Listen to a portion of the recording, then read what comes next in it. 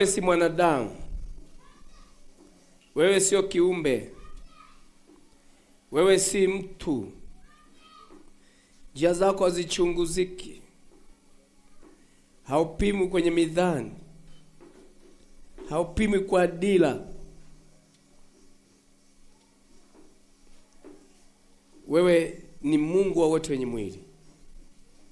Hakika hakuna anayeweza bali wewe ndiye Mungu. Sante kwa asubuhi hii, sante kwa wakati huu, sante kwa kusanyiko lote. Nichoma mkuki ubavuni, katoka damu na maji. Damu hiyo ndio iliyotununua, damu ya thamani, zidi damu ya mitume, yazidi damu ya manabii, yazidi damu ya Abeli, yazidi damu ya Yusufu. Bae wana wa Israeli walitembea na mifupa yake, wakionyesha kila mahali kwa jinsi alivyokuwa mwaminifu, lakini damu yake haiwezi kufikia damu ya mwana wa Adamu. Baba, asante. Asante kwa maana uko hapa kwa ajili ya kutufundisha. Tunakushukuru katika jina la Yesu Kristo. Amen. Mtambue adui yako. Hili ndio somo la siku ya leo.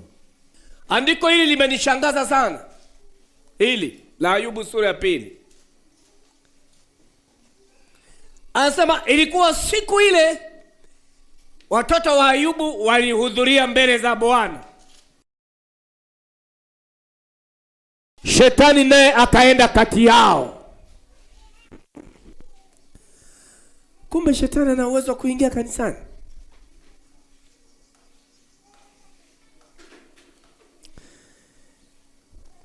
Nataka nichambue pole pole unielewe. Na uelewe Yesu alikuja kufanyaje. Na uelewe wewe unatakiwa uweje, usimame wapi.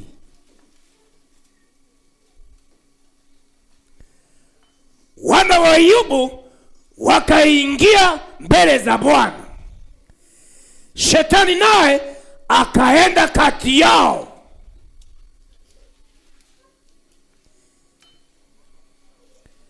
Anaamini na kutetemeka, lakini yumo.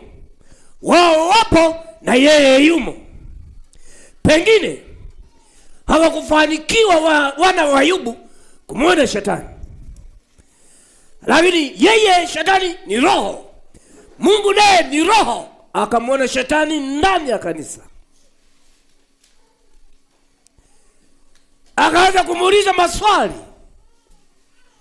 Na mwana Ayubu hakuna mwingine kama huyo, lakini alisengenywa, alisema vibaya, alitukanwa. Hili Biblia inasema Mungu kwa kinywa chake alikiri kwamba hakuna mwingine kama Ayubu. Kwa ujasiri wote shetani akaingia kanisani. Ndio maana akisha kuwepo kanisani, migongano. Kwa maana adui yupo katikati, na nao uwezo shetani kuingia ndani ya mtu, akakaa kwenye kinywa, akaanza kunena yeye. Na kama ujui Mungu ni nani, ujui shetani nani. Shetani akikaa kwenye kinywa cha mtu, atakuwa ananena, wewe usijue kama ni shetani huyo anaongea. Paka wale waliojaliwa kupambanua roho, uwezi ukamwona akaenda kwa manabii wa kichawi hata siku moja. Piga picha tunavyomenyana, namna ya kupokea kutoa pesa, tunamenyana.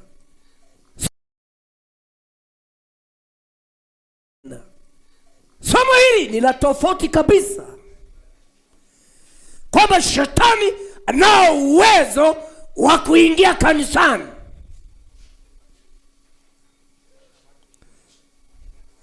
Maana yake hata kwenye vikao tunapaswa kuweka tahadhari. Ndio maana mimi, viongozi mtakuwa mashahidi, nikikaa kwenye kikao huwa niko makini sana. Nataka kutamka neno. Je, umelichunguza? Linafaa kwa watu? Hakuna kiumbe mjanja duniani kama shetani. Biblia inasema katika waraka wa kwanza wa Yohana sura ya 4, wapendwa, msiamini kila roho, zijaribuni kwanza. Kuna manabii wa uongo. Angalia, shetani kama shetani anao uwezo wa kupenya mpaka kwenye kinywa cha mtu, akaanza kunena yeye. Anaweza kuongea hivi. Kuna roho inamsukuma imo humo. Watakaojua ni wale tu wanayejua kupambanua roho. Hujui kupambanua roho, utaanza kumlaumu yule aliyeongea.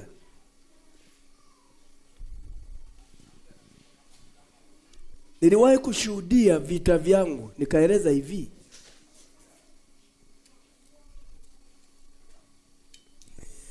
Nikiwa nimelala namna hii, nikasikia sauti inazungumza, tutapigana vita na wewe mpaka mwisho. Wewe ni nani? Mimi ni kiumbe fulani. Uko wapi? Niko chini hapa, lakini niko kwenye umbile la tembo. Yalipotoka matembo yalikuwa 6, namba ya shetani makubwa.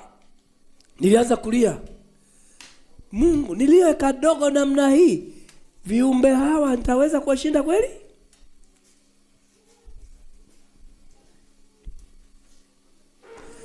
Wananiambia kila utakapofanya kazi tutatumia pua hizi,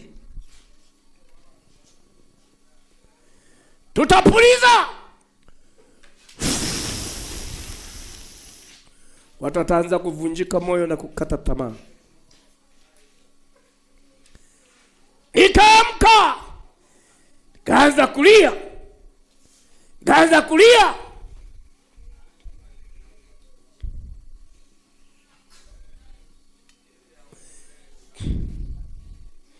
Shetani alitupwa siku ile waliposhindwa vile vita kule mbinguni. Akashuka hapa, akaanza kugawanyika kufanya kazi. Yohana 17 ukianza mstari wa kwanza, sura nzima ile, yale yalikuwa ni maombi ya Yesu. Anasema, Baba, siombi kwamba watoe katika ulimwengu, uwalinde na yule mwovu. Maana yake mwovu yuko hapa tunaishi naye. Ndio maana leo uko moto kwenye wokovu. Toa sana, naimba sana, njoo kesho na kesho kutwa. Yaani hatukuelewi wewe. Umeshuka, umeharibika. Unafikiria hatuja kuona, tulisha kuona. Mwenye tatizo ni shetani. Shetani anakuwepo katikati. Ni Matendo sura ya 10 mstari wa 38.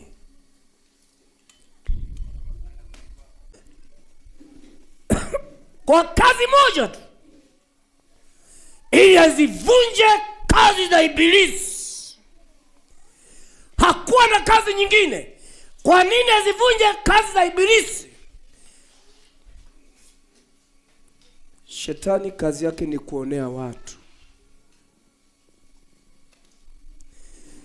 Ukoo mwingine ukienda wamepigwa.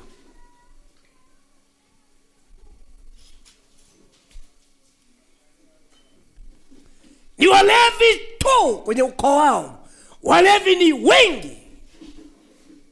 Wana pepo la ulevi. Ukoo mwingine ukienda, wasichana ni warembo hakuna mfano. Ni malaya wote. Kazi ya shetani.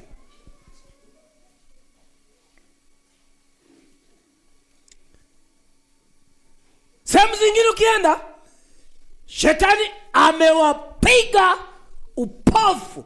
Ni masikini. Unakuta jamaa mkubwa yuko kama mimi, anakaa kwa dada yake, maisha yalimshinda. Yuko kwa dada yake. Dada yake ameolewa. Atoka mume wa dada yake anamwambia, Hashimu ulishaamka? Bado nimelala. Hana la kufanya. Anatafuta mwanamke lakini anakaa kwa dada. Ana uwezo wa kujitegemea kimaisha. Pepo la umaskini liko kwao. Kuna pepo la umaskini mpaka ufanye yale shetani anataka ndio upate unafuu wa maisha.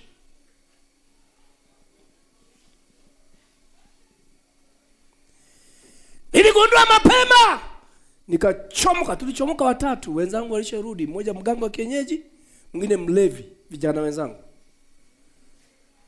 Mimi nikapata neema ya kuokoka Shinyanga. Lakini nalijua vizuri sana kwenye ukoo wetu pepo la umaskini. Kazi ya shetani ni kuharibu. Kazi ya shetani ni kutawanya. Akikaa katikati ya kitanda cha baba na mama,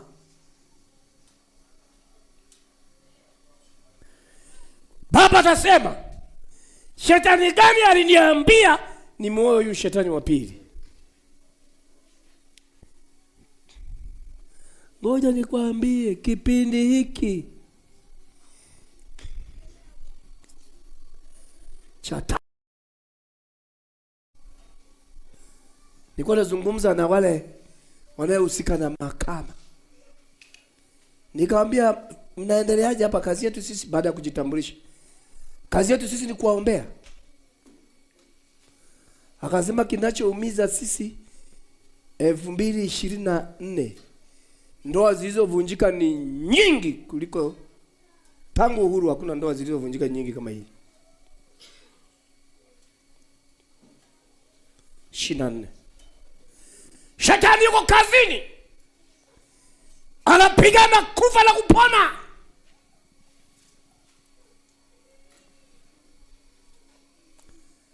Baba anamuona huyu hafai kuolewa na mimi.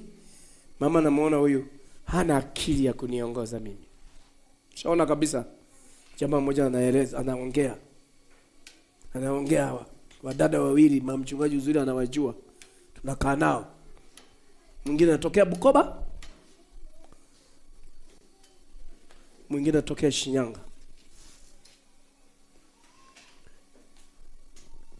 Niliolewa na mwanaume hakuwa na akili kabisa. Kabidi niachane naye. Angalia maendeleo niliyofanya.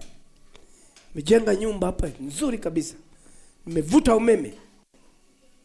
Nimemwambia achana na watoto wangu, alea mwenyewe. Nenda. Jamaa kufukuzwa kaondoka.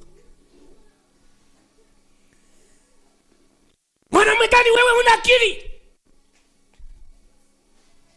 Saa 7 usiku jamaa anakuja kunigongea, analia. Kumbe shetani yuko kazini. Hachukizwi na wale walioko mikononi mwake kule nje. Anapambana na kanisa. Ndio maana mimi baba yenu ninahimiza maombi. Nia yangu ni ile ile. Bila maombi hutaweza. Utashuka. Kuwa na hela sio kipimo kwamba una Mungu. Wapo wenye mahela ni wengi lakini hawana Mungu hata chembe. Wanachopaswa ni kuhudhuria maombi. Njoo tumsihi Mungu pamoja. Ndio msingi wangu katika kanisa hili. Kila kitu tutafanikiwa kwa kuomba. Unavyoona tunasuasua hivi, huu ndio wakati wangu wa kulia. Mungu afungue milango, watu wabarikiwe. Ninaomba Mungu afungue. Unapogoma kutoa zaka, wewe unaomba unafunga. Maana yake tuko wawili. Hapa mimi ni mchungaji na wewe ni mchungaji. Sasa tunamsikiliza Mungu, yeye ataamua nini juu ya hilo.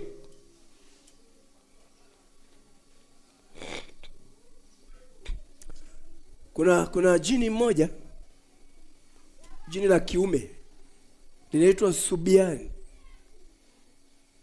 Ndio maana mimi huwa sihubiri mavazi. Zamani ukiona kijana amevaa legeza, imeshuka kabisa, suruali haikai kiunoni, maana yake amejaza noti. Kipindi hiki mtu hana hata 100, lakini suruali haitaki kukaa huku kwenye kiuno. Tatizo nini? Ana jini Subiani, jini la kiume. Bwana, wanapoomba sijawahi kupiga kelele. Wewe huna elimu hiyo. Sio mapepo yote yanapiga kelele. Pepo lingine likibana na neno la Mungu linakuamuru nenda nje, kama unaenda kukojoa. Pepo lingine linatokea kwenye miguu huku, kwenye vidole. Pepo lingine likibana sana na nguvu ya Mungu ndani, mtu atapiga miayo. Ikishindikana inampiga usingizi, analala. Chache sana wa kujua sarakasi inavyoendelea kanisani. Hiyo ni kazi ya pepo.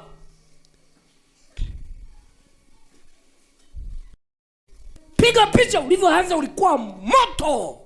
Ulipoaje? Si ulikuwa unatoa zaka wewe na hela unapata. Kilicho kufanya uache ni nini? Mchungaji amenikwaza.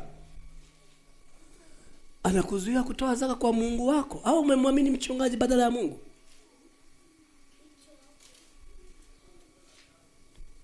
Kumbe kazi hizo zote anafanya shetani. Mapepo yakajigawa sasa. Mengine yakajifanya watu waliokufa zamani, yakiitwa mizimu. Mengine yakabaki yakaitwa majini. Majini yakakaa mjini, mizimu ikakaa vijijini, kwenye koo za watu. Mtu ni msomi, anafundisha vizuri mno, lakini asubuhi kama hii ameshalewa, hajawahi kutokea, na ni mwalimu, akafukuzwa kazi. Dokta yuko Bugando pale, anachapa kazi, akafungua duka la madawa Mkolani pale. Ana mke na mtoto mmoja. Ama analewa mpaka anakojoa kwenye suruali. Mwanamke akaondoka. Watu wananiambia, mchungaji, muangalie huyo. Kabeba pazia ya mlangoni na kwenda kuuza, pate ya kunywea. Wapagani wote walishangaa. Sikushangaa mimi. Kwao kuna pepo la ulevi. Sasa wewe umejisahau. Unafikiri shetani hajahama hata kidogo. Una safari, mnasafiri naye. Uko kanisani na yeye yumo. Mhubiri anahubiri, jini lipo tu kwa mtu. Linakaa nyuma, linageuka tu hivi. Nguvu ikizidi linageuka tu hivi. Nguvu ya Mungu inapoongezeka zaidi, linashuka sasa. Likishindwa kutoka, linamwambia toka nje. Nyewe mnaona ameenda haja ndogo. Akikaa huko anaanza kusema, sio yeye, ni pepo limo ndani. Linatumia ufahamu wake, linatumia pumzi yake, linatumia uelewa wake. Hilo ni pepo.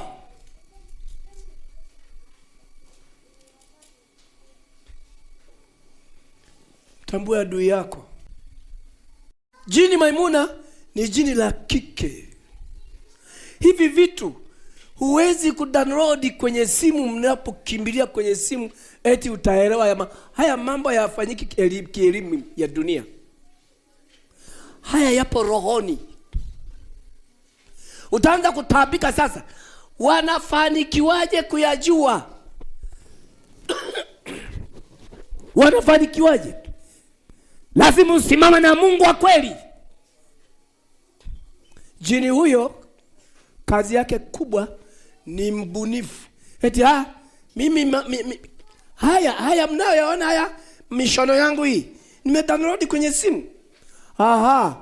Wale walioweka kwenye simu waliyatoa wapi? Ni mafunuo ya shetani. Yanatoka kuzimu, wanakuja kukabidhiwa watendakazi huko. Watendakazi anaingia kwa mtu, anaweka ufunuo, mtu anafanya. Ngoja nikwambie, Mungu aliye juu anaweza kuleta wazo kama wazo. Ndio maana ukisoma maeneo mengine Biblia inasema hivi, neno la Bwana likamwijia fulani. Alikuwa peke yake, neno tu likamuingia huko. Usibabaike eti si tuna download kwenye simu. Yule aliyeweka humo aliyatoa wapi?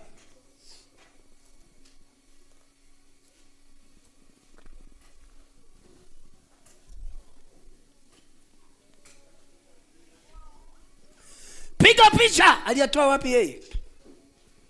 Alipewa ufunuo na Ibilisi.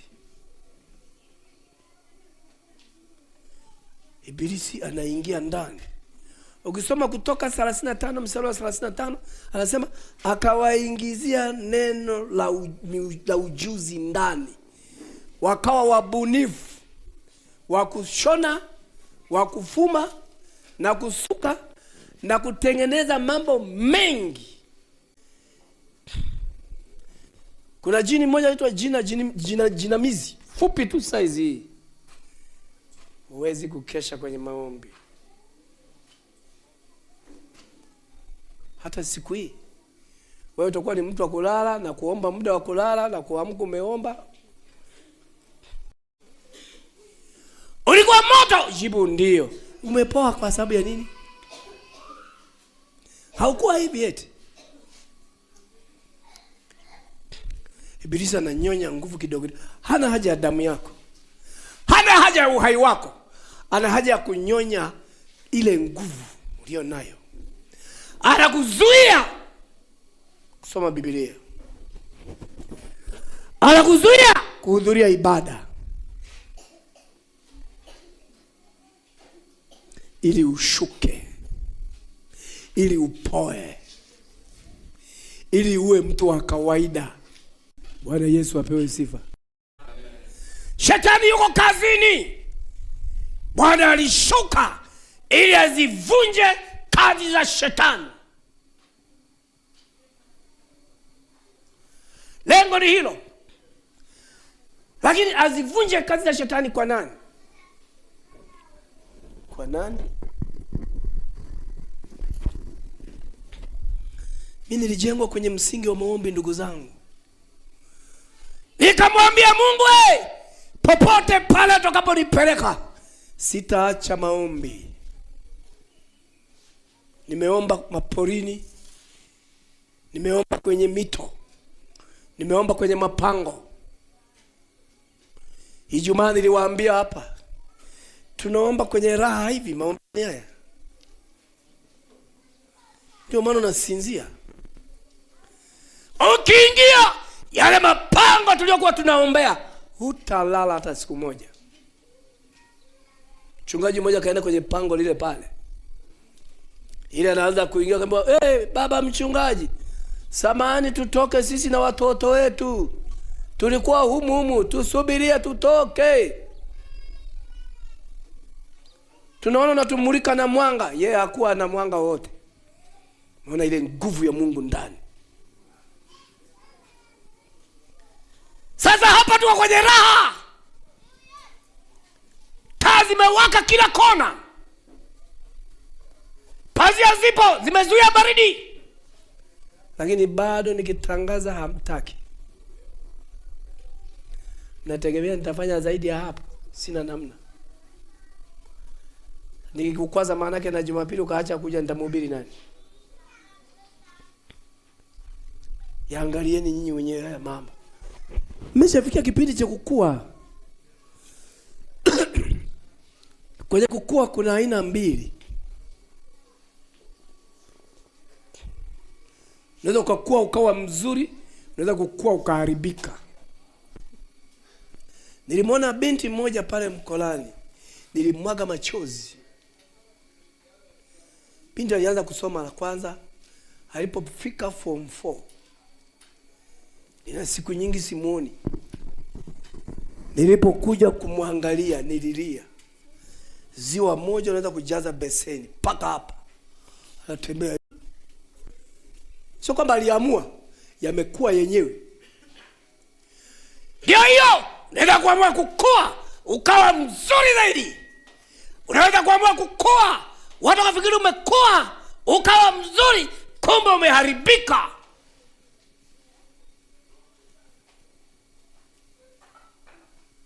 Umeharibika kabisa. Walio rohoni wanajua kwamba wewe hujakaa sawa sasa hivi.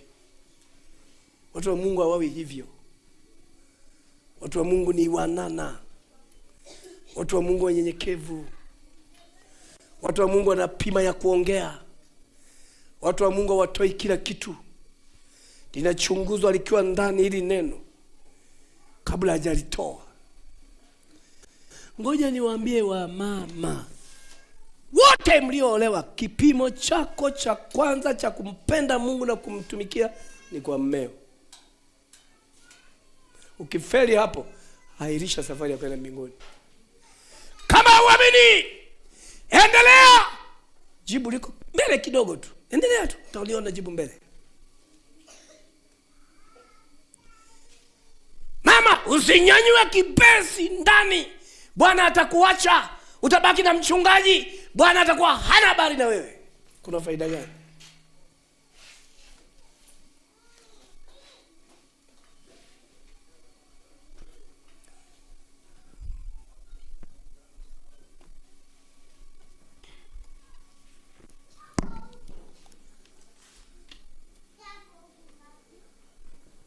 Fungua pamoja na mimi.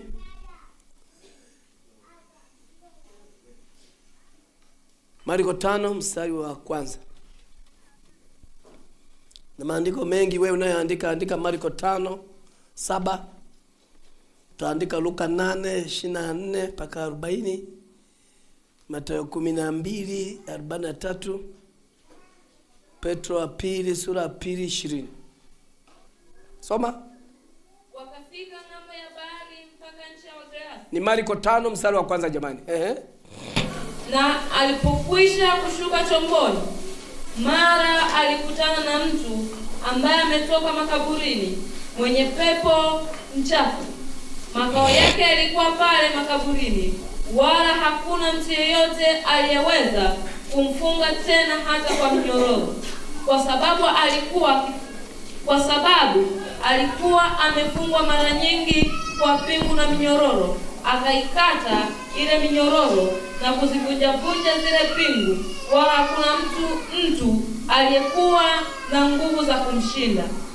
Na siku zote usiku na mchana alikuwako makaburini na milimani, akipiga kelele na kujikatakata kwa mawe.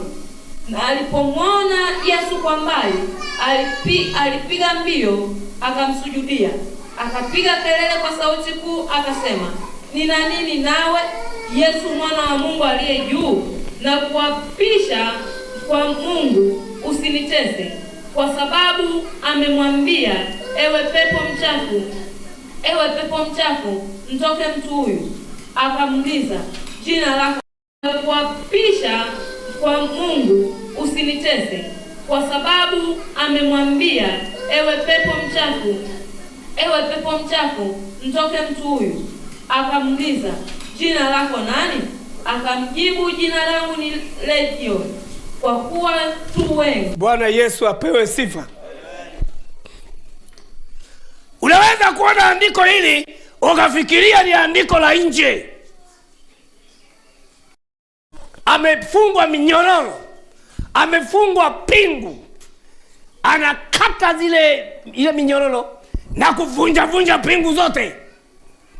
Kwa nini?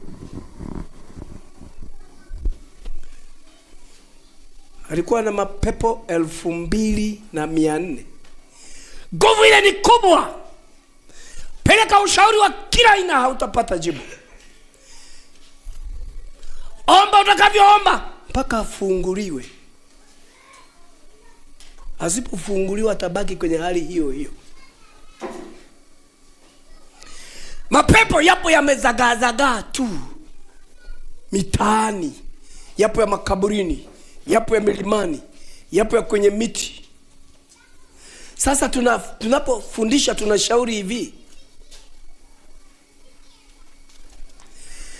Unajitathmini mwenyewe. Je, nilivyoanza, nilivyokuwa na nilivyo hivi ni sawa? Jibu hapana. Nimepiga reverse kurudi nyuma. Nimekuwa mbaya, haujawa mbaya. Kazi hiyo ni ya Shetani. Ndiye aliyekunyonya. Akanyonya kile kiroho chako. Sasa akakupa akili kwamba hawajui, tunajua.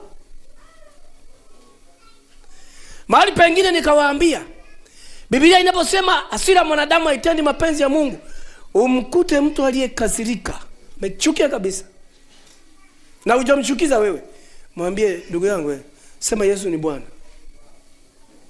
Hawezi kusema. Kwa nini hawezi kusema? Mahali pepo yumo na Mungu akaumo, sio rahisi. Paka pepo afukuzwe, paka pepo liondoke.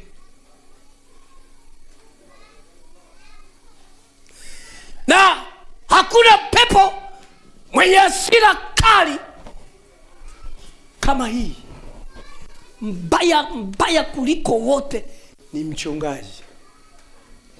Mapepo yanachukia wachungaji sana. Ndiye anayefanya watu waache ukahaba. Mchungaji ndiye anayefanya watu wasijiuze. Mchungaji ndiye anayefundisha watu waache mabaya. Mchungaji ndiye anawaambia watu mume na mke wasameheane. Hiyo ni kazi ya mchungaji. Shetani anachukia sana hilo. Kaza na mtu wa Mungu. Ulikuwa unapiga mbio vizuri, sasa hivi utaki na maombi, una hali mbaya. Shetani anachukia. Sasa kinafika kipindi unaanza kupanga, siku fulani nitakwenda kanisani, siku fulani no, nina mambo yangu. Ujue huyo ni adui. Haupo tena mikononi mwa Mungu. Sema tumefichwa kitu hiki. Uwezi kupewa picha kamili ulivyokuwa na ulivyo hivi. Na ukifika mbele za Mungu ghafla. Unajua walio wengi wanasema Bwana ameweka njia mbili, uchague. Ukiona mwenendo huo ni sawa, nenda. Ukiona sio sawa, geuka. Ukikataa utabaki pale pale. Ukiitwa ghafla ndipo utakuja kukumbuka, kumbe nilitakiwa kugeuza. Hawakuniambia vizuri, walikuambia vizuri. Ulikuwa na moyo mgumu. Ulikuwa na moyo mgumu sana.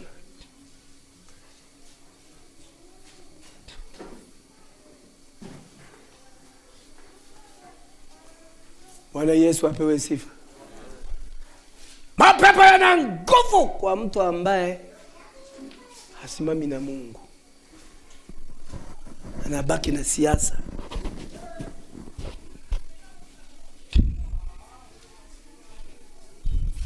Hebu piga picha hii. Mtu yuko tayari kununua nguo ya bei, lakini hawezi kununua Biblia. Tunakuacha hivyo hivyo. Ni juu yako kukazana kula ili uwe na uwezo wa kusimama kwa Mungu. Adui ni mmoja tu. Tangu sasa utambue, tunapambana na Shetani. Huna adui mwanadamu, ni Shetani tu. Hata mkikosana na mwenzako ukafikiria yeye ndio Shetani, no. Mpagani ndio anasema shetani ni mtu mwenyewe. Hapana. Shetani yuko kazini. Mchungaji anasema jamani, mliokwazana msameheane. Baba na mama kama mmekosana msameheane. Binti na binti mmekosana msameheane. Kijana na kijana mmekosana msameheane. Safari iendelee mbele. Tofauti ya pale mtabaki mikononi mwa shetani. Shetani yuko kazini. Jini kifaru, hilo ni jini lenye hasira, nafanya kazi. Bahati mbaya hawa viumbe wako katika ulimwengu wa roho. Ulimwengu wa roho, mchungaji, ni nini? Hata ukidownload kwenye simu yako huwezi kuelezwa ulimwengu wa roho ni huu. Sasa mimi nakueleza kwa njia fupi tu, unaelewa kirahisi tu. Sikiliza sauti yako. Unaisikia? Jibu ndio naisikia yangu. Uliwahi kuiona? Sijawahi. Hata ukiamua kupuliza pumzi yote ishe, sauti yako itabaki. Haitatoka. Sauti yako hiyo ndio wewe. Upo katika ulimwengu wa roho. Lakini natumia akili za ulimwengu wa mwili. Sijui kama naeleweka hapo. Tunafanana na Mungu kwa njia hii. Mungu ana sehemu kuu hizi. Mungu Baba, Mungu Mwana, Mungu Roho Mtakatifu. Ni watatu hao? Ni huyu. Chai inatengenezwa na vitu vingapi? Vitatu. Kuna majani, kuna maji, kuna sukari. Maji yakichemka ukachanganya majani na maji na sukari, natoka chai. Vitu vitatu lakini vinatoa chai moja tu. Mwanadamu ana sehemu kuu hizi tatu. Ana mwili, ana nafsi, ana roho. Sasa siku kisimama kuhubiri na unajua niko hapa nimetoka chuo, ukasema mwanadamu ana sehemu mbili, siwezi kukupinga.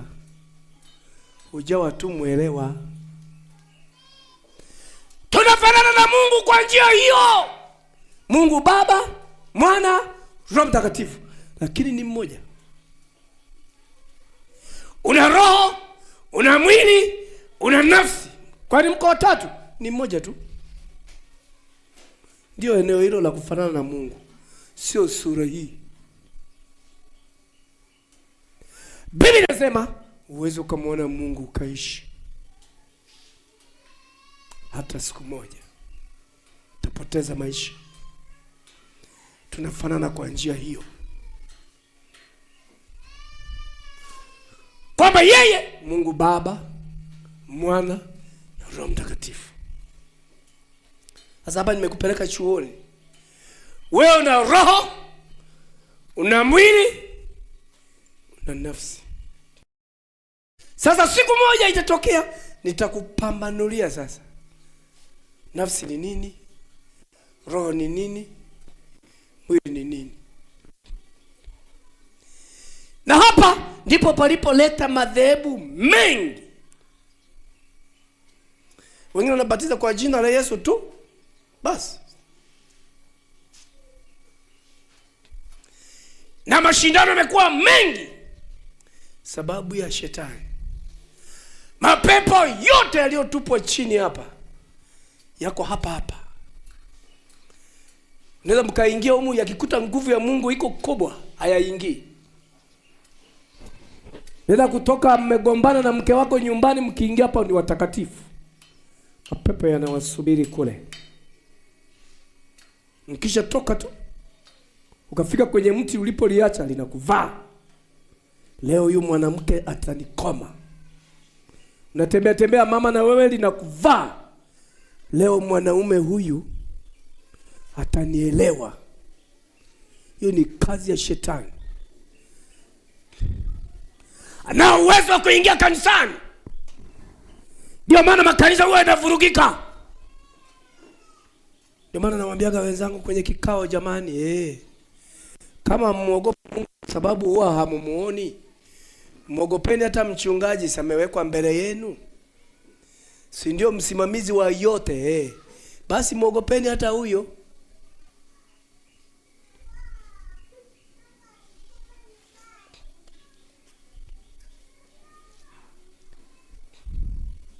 Kazi ya shetani ni kuvuruga waliokaa kwa amani wameelewana. Anahakikisha nimewavuruga.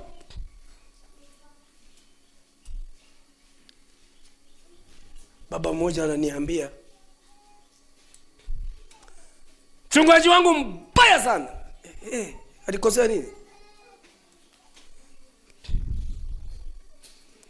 Alinifungisha ndoa na shetani.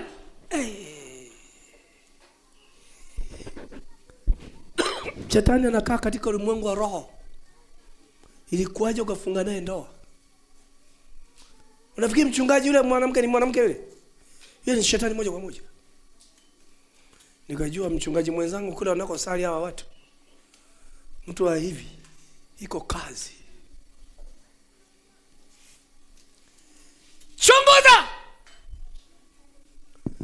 Sio kila wazo utalitoa kwa watu hivi hivi. Chunguza kwanza. Hili jambo lina kibali cha Roho Mtakatifu niliseme? Maana shetani yuko kazini. Kazi ya shetani ni kugonganisha watu wasielewane, hata kati ya na mama wasiwe na amani. Mama mmoja akaondoka kwa mume wake, wana watoto 3, kaenda nyumbani. Nyumbani wakampokea kwao. Walishangaa siku zinaenda haondoki. Wewe mbona muda umeenda sana uende nyumbani? Siwezi kwenda huko. Mume wangu na macho mabaya, simtaki. Eti siku zote wanachumbiana hakumuona. Amekuja kujua na makengeza mwishoni. Amemsahau shetani yuko kazini. Hebu kuwa makini mtu wa Mungu. Shetani yuko kazini. Hujamaliza kazi hapa duniani, na kueleza kweli. Utakuja ushangae siku zile. Neno la Mungu lilisikia lakini ulikengeuka.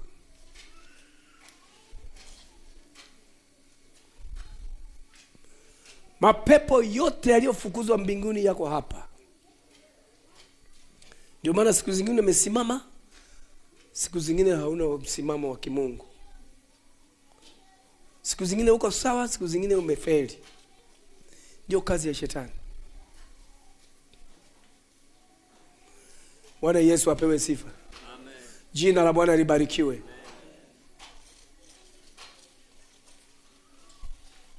Shetani kazi yake kubwa ni kuwapinga watu wanayesema namfuata Mungu katika kweli. Wakati mimi ndio nimeokoka mara ya kwanza miaka ya zamani, niliambiwa usitafute rafiki zezeta. Ibada za katikati hana habari, yeye anasubiri Jumapili. Usitengeneze urafiki na huyo, atakuambukiza udhaifu.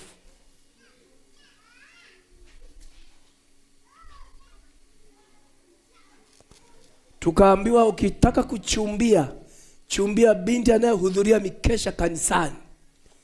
Hataki kuhudhuria ukimuoa. Na hivi wanawake wana nguvu kuliko mwanaume. Atakubadilisha tu. Mke wangu leo nitaenda mkesha, upike mapema. Haya. Meenda kazini, unarudi. Ameshapika chakula akaweka mezani. Hata yeye mwenyewe hajala. Unakuja unaingia, amebadilisha uso. Nini? Naumwa.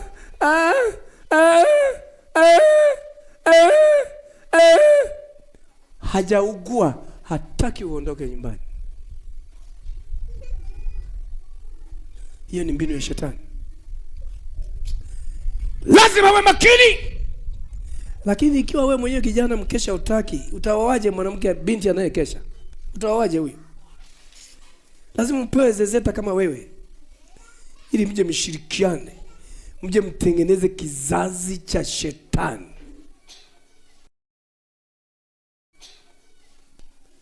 Bila kukaa sawa sawa, ukamtambua adui yako anapambana na wewe kufa na kupona, hutamwelewa. Ulivyoacha maombi, hutamwelewa. Atazidi kukunyanyasa siku zote. Ataanza kukuzuia na vitu ulivyokuwa navyo. Atakuzuia kutoa zaka, atakuzuia ibada ya mkesha, atakuzuia kusoma Biblia. Utabaki boya. Boya huwa alizami kwenye maji. Unakuwa unakuja kanisani unafikiri hawanioni. Wala wasio wa kiroho hawakuoni. Wa rohoni kitafika kipindi hata kama ana njaa hakuombi hata 100. Anajua huyo. Huyo hamna. Mimi siwezi kuomba chochote, kama ni kufa nife na njaa. Huyo alibadilika mno. Aligeuka. Hayuko sawa. Hayuko sawa. Na msipokuwa makini kujua kuwa shetani yuko kazini na anaingiaga kanisani, kinaweza kufika siku moja kunakuwa na imani hapa kibao. Hawa wanaamini hiki, hawa wanaamini hiki, hawa wanaamini hiki. Sio hivyo. Wenzenu waliweka neno moja kwamba imani ile anayohubiri mchungaji, tunasimama na hiyo. Biblia inasema msiwe walimu wengi.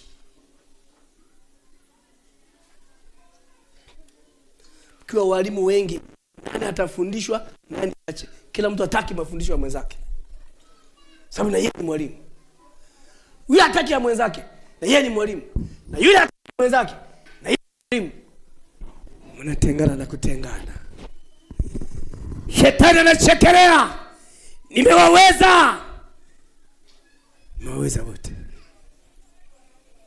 Hawakufanikiwa kusimama na Mungu wa kweli. Hawakufanikiwa kujifunza sawasawa. Sasa mkikengeuka, mimi ni peke yangu, nyinyi mko wengi, nitafanyaje? Inabidi ninyamaze kimya. Kila mtu aenda na kujua, nabaki kulia tu. Jamani, Baba wa mbinguni, jamani. Baba wa mbinguni, nifanyeje watu? Nifanyeje? Ni watu wazuri kwangu. Wananifanya. Bwana akamwambia Elia, ondoka mahali hapa. Kijito kimekauka. Kunguru hawezi kukuletea chakula. Nenda kuna Sidoni, nimemwamuru mwanamke akulishe.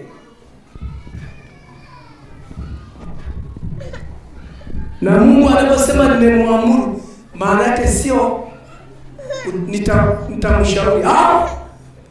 Ameweka mamlaka yake. Ndio maana Elia akufika aseme mama hodi hapa na njaa, naomba chakula. Kwa sababu ameamriwa nipikie nini. Sina unga na kozi maana yake ni sijui ni robo, nafikiri ni robo. Tunapika, tunakula, tunasubiri kifo. Nasema unipikie kwanza, mtumishi wa Bwana. Alipopika tu yule mama, unga hujapungua, mafuta hayajapungua. Sasa hilo kuligundua ni jambo gumu sana.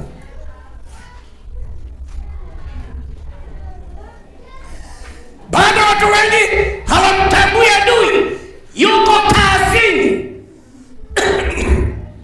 Anapiga vita kazi yako, wewe hujui. Kati fulani nyinyi mnayesoma, unaweza kaingia darasani akaingia kwenye akili usijui.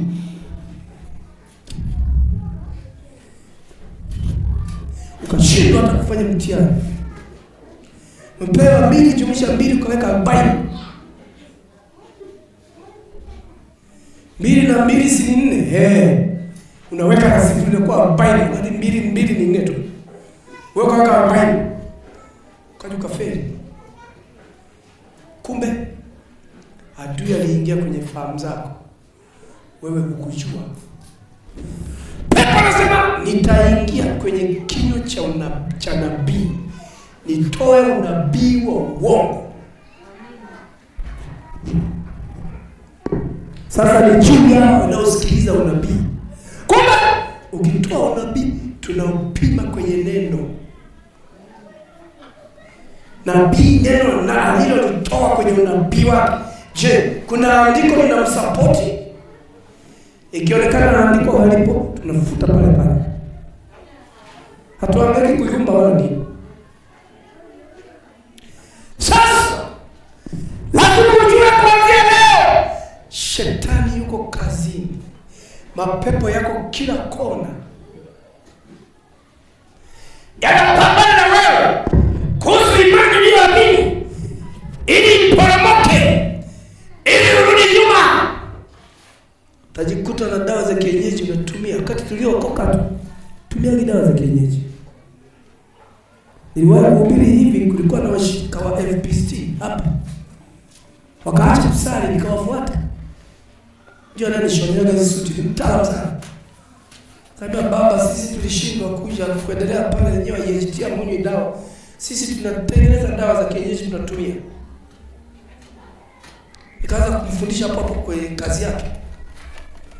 Nikamwambia dawa za kienyeji hajipimwi, hazipiti maabara, isipokuwa zina ufunuo wa shetani.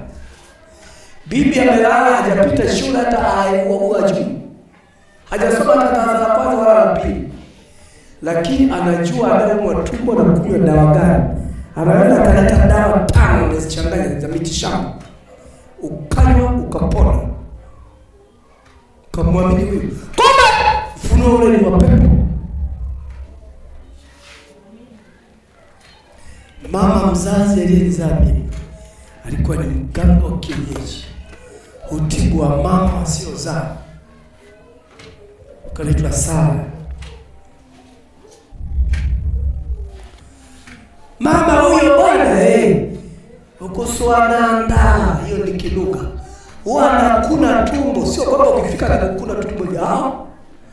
Anakutibu. Ukifika kama taarifa zako kuletea usiku, unaumwa tumbo. Kuna ugomvi kati ya wewe na mume, na mumeo sio yeye, ndugu za mwanaume. Hawataki kuendelea kuona umeolewa pale kwa kuwa umechelewa kuzaa.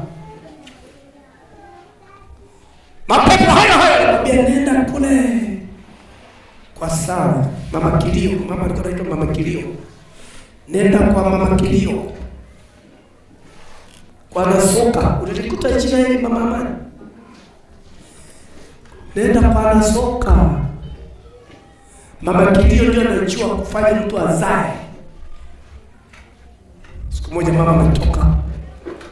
Anasema mimi natoka nje. Usiku baba anamsemesha kimya. Anasemesha na baba yako kimya. Nikasimama kusikiliza. Wanaongea nini? Baadaye baba anasema, kwa kuwa umekataa kuongea, pengine watu wako wameshafika. Nikaenda nikarudi. Asubuhi nataka kuona wale watu waliokuja watu gani. Mama anatoka, nikamfuata. Mama kaanza kupanda mlima, na mwangalia. Anapanda mlima, anapanda mlima, anapanda mlima, anapanda mlima. Mpaka kwenye kilele cha mlima.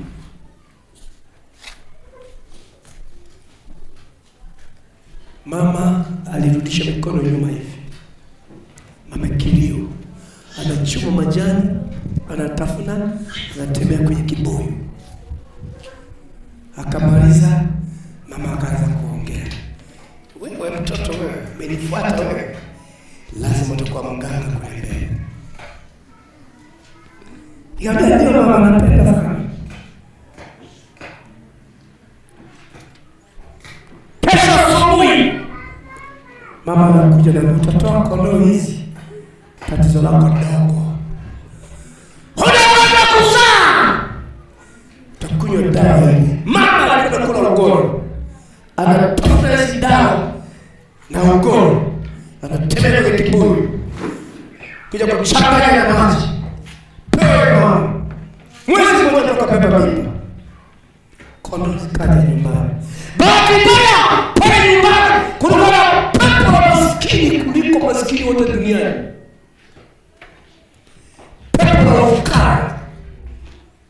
pale nyumbani, kondoo zikija hazikae, hakuna nyama itachinjwa, na kwenda kuuza debe moja au kilo 4 za unga, tunakula tunamaliza.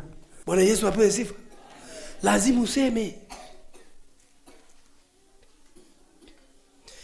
Tumejisahau mno. Chuja maneno ya kuongea. Ukijua wakati fulani pepo likiingia likakaa kwenye kinywa chako, huwezi kugundua. Unaweza ukaongea ukafikiri umeongea ya Mungu, kumbe ni lingine pepo lilitoa. Nikiwa Shinyanga hivi, nilishamwamini Yesu. Kulikuwa na kijana mmoja anaitwa Hamisi. Naenda hivi, amesimama barabarani, anaongea mwenyewe, wewe Hamisi wewe. Nikasimama nisikilize. Hamisi gani anamsemesha wakati yeye ndio Hamisi? Wewe Hamisi wewe, aliyekuambia ulala na yule dada nani? Kumbe uliosimama ni mwili, anayeongea mle ndani ni pepo. Yupo mle nani? Yupo Maimuna anaongea. Aliyekuambia ukalale na huyo binti ni nani? Mwisho nikashika break nisikilize. Sasa kwa sababu ulifanya mambo hayo, na sisi tulikupenda, wewe ni kiti wetu tukakupenda, leo nalala ovyo ovyo na yule dada. Nikaona anafanya mikono yake hivi, kai, akarusha ngumi ya kwanza, kai, damu zikamwagika, na ya pili, kai. Sasa watu wakigombana unaweza kuamua, akiwa anajipiga mwenyewe sijui kama unaweza kumsogelea. Wakikosana huyu Stadius na Frank, ninaweza kuamua. Kwa nini Stadius na Frank mnagombana kwa sababu gani? Acheni mambo yao, ni ya shetani. Sasa yuko peke yake, anarudisha mkono hivi, hey, damu zinamwagika. Nikafikiri amekomea hivyo, akaleta na mkono mwingine, ko. Nikasogea pale, kuna nini hapa? Nishaokoka sasa. Jini ananijibu, hana adabu, analala ovyo ovyo na wanawake wa kibinadamu. Wewe ni nani? Tamka kwa jina la Yesu. Mimi ni Maimuna, ndio mke wake. Na kuamuru kwa jina la Yesu. Bado mchanga sasa mimi. Sasa unaleta ulokole hapa. Ngoja nje nikumalize. Nilikimbia hata pikipiki haiwezi kulifikia. Haiwezi kulifikia, nilikuwa bado mchanga. Tunapambana naye. Jini ana uwezo wa kuingia ndani. Ndio maana hata mtu akiwa na ubiri, nasikiliza ule ujumbe, anasema kama Mungu anavyoweza kusema kwenye Biblia, au anasema yasiyotokana na Biblia. Ndio majibu yako pale. Bwana Yesu apewe sifa. Kama utakuwa unashauriwa hautaki, umefikia kiwango kibaya cha mwisho, hautakiwi kushauriwa tena, wanapaswa wakuache. Mungu ajitwalie utukufu kwa mwenendo wako.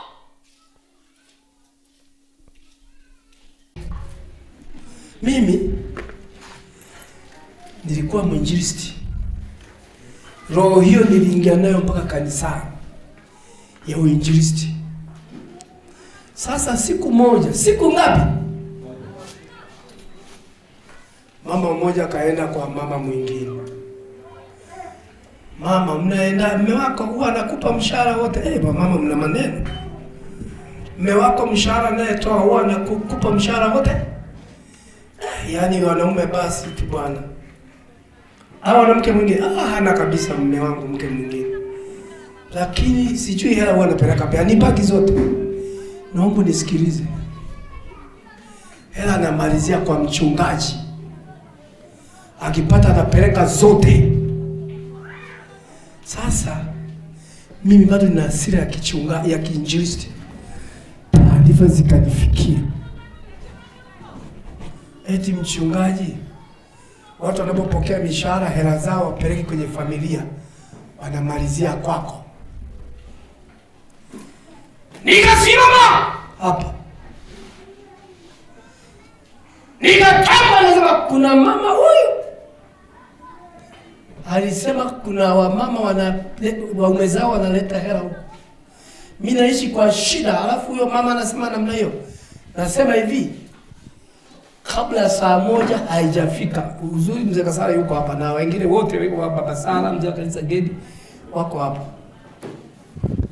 Kabla haijafika saa 1 au ameshakuja kutubu, aseme ni mimi ndio niliyeongea.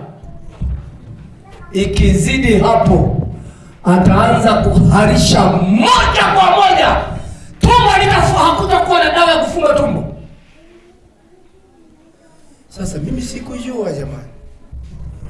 Baadaye mimi nikasema si maneno tu ya kichungaji ili watu wasisemane. Kumbe Mungu wa mbinguni ameshasikia. Mama alianza kuharisha saa 1. Anaharisha kwa alikuwa anaishi Bunda. Akafunga safari. Akaenda, alipofika Bunda akaanza kutangaza, nimemsema vibaya, nimemtendea makosa mchungaji, lazima nife. Akafa kweli. Taarifa zikaja ngapi? 2. Mwanaume akafunga safari, ameacha mwili mochwari. Mke wangu mchungaji amefariki, watoto sijawaambia, kwa hiyo mje kwa ajili ya kuzika. Nilipofika kule, wanaonifahamu ni wengi. Mchungaji wenye ndugu yao walisikia maneno aliyokuwa anaongea huyo mama, wanasema hivi, baada ya mazishi wanakuua na wewe huku hapa Bunda. Nikapata taarifa, nikazichukua kuhubiri, nikashindwa. Kampa Joel akahubiri kwenye msiba. Ilipofika saa 1 nikamwambia, mnasikia tulikofikia kule hatuendi, tunaenda kulala Msoma kwa marehemu. Mwanamume alikuwa ni Mkuria, mwanamke alikuwa ni Mjaruo. Tukaenda tukalala huko. Sifa mbaya zimetokea. Nikaogopa tangu wakati ule. Mungu si mwanadamu, sio kuchezea, sio kupeza. Tumikie kwa uaminifu. Tambua mahali pako. Usivuke sehemu sio kuhusu. Simama naye. Simama na Bwana. Ukikaa na mchungaji Joel, ni rahisi sana kwenda mbinguni, kwa sababu hakuna siku utamsema vibaya. Maana ni mkali, maana na msimamo. Lakini ukikaa na zezeta, utajikwaa mpaka unaenda motoni.